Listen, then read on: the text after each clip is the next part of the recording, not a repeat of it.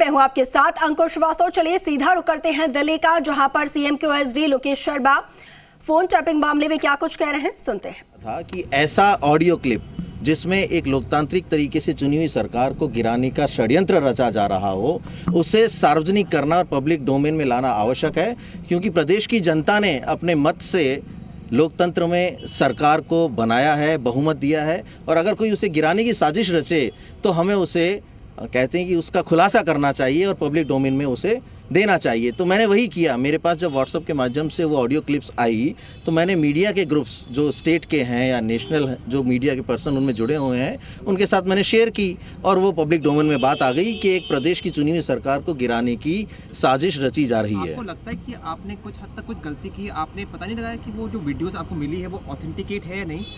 ये मैं क्यों गलती करूंगा? अगर मुझे कोई भी शब्द उसमें इस तरीके का पाया जाएगा जिसमें ये महसूस होगा कि ये तो एक बड़ी साजिश रची जा रही है, तो मैं पब्लिक डोमेन में उसे डाल के आया, लेके आया, और जहां तक सत्यता की बात है वो एजेंसी उसकी सत्यता की जांच करें। लोकेश जी, तब भी सरकार आपकी थी, आज भी आप ही की सरकार है राजस्थान में, तो क्या अगर आपको ये डाउट था तो आप राजस्थान पुलिस को भी पूरा मामला सौंप सकते थे, वो जांच कर सकती थी इंडिविजुअली, पहली बात। दूसरी बात ये कि आप ये कह रहे हैं कि आपका कोई फोन टैपिंग से मामला कोई लेना देना नहीं है, तो फिर फोन टैपिंग वो कहाँ से आई, या फिर आपको जो है कहाँ से मिली?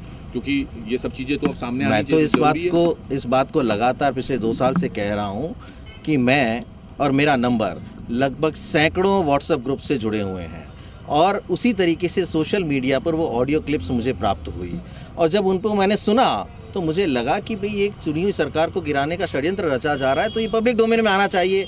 जहाँ तक पुलिस की बात है, पब्लिक डोमेन में कोई चीज़ आ जाती है और मीडिया के माध्यम से सार्वजनिक हो जाती है तो पुलिस निश्चित रूप पर उस पर संज्ञान लेती है और उसकी जांच पड़ताल करवाती है, क्योंकि उस वक्त जो क्राइसिस चल रहा था वो इस तरह का एक राजनीतिक क्राइसिस था कि अगर उस पर तुरंत उन ऑडियो क्लिप्स को पब्लिक डोमेन में नहीं लाया जाता तो एक चुनी हुई सरकार को गिराने की साजिश का पर्दाफाश नहीं हो पाता। इसलिए मैंने वो पब्लिक डोमेन में मीडिया के माध्यम से सर्कुलेट की। ठीक सर, एक मिनट। तो सीएम के ओएसडी लोकेश शर्मा को आपने यहाँ पर सुना।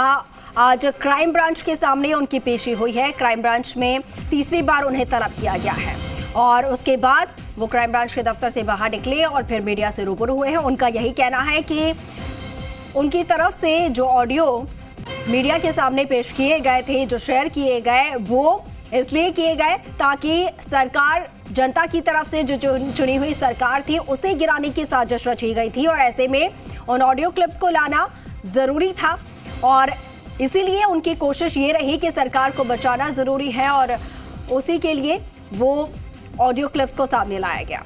हालांकि आज क्राइम ब्रांच की तरफ से उन्हें तलब किया गया, उनसे एक बार फिर से पूछताछ हुई है, और 20 फरवरी को कोर्ट में सुनवाई भी होनी है।